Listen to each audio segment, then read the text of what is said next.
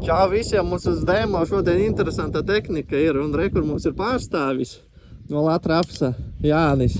Viņš mums pastāstīs nedaudz par šito aparātu. Veidman iekrāvējs, ja?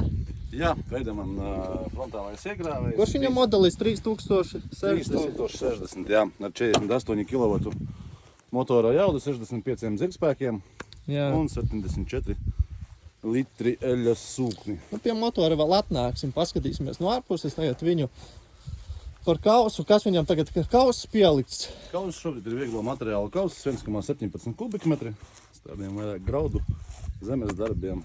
Jā, nu, bet viņam var kaut kādas palešu dakšas, jā, pielikt. Ir palešu dakšas, jā, var ruļļus atvērējus pielikt, slotas, viss, kas Viss kaut kas uz... vajadzīgs saimniecībai. Nu jā, uz eiro sakabes un pēc tam jau... Tā, labi, par celtspēju. Cik viņam celtspēja? Celtspēja viņam ir 2830 kg līdz sasvēršanās punktam. Nu, tas ir augšā, pašā augstākā. Pašā augšā. Nu, apakšās gan jau kaut kādas ir 3 tonnas. Nu, viņam spēka pietiek pats vēl. Spēka viņam pietiek, jā. Bet, nu, jā. tad jābūt uzmanīgi. Nu, jā. Atcelšanās paga augstums bija 2.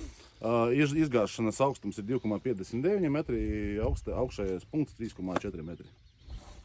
Jā. Nu, tas tā kā ar palešu daksām mēs varam 3,4 metri aizsniegt ar viņu. Tā labi, kas par motoru?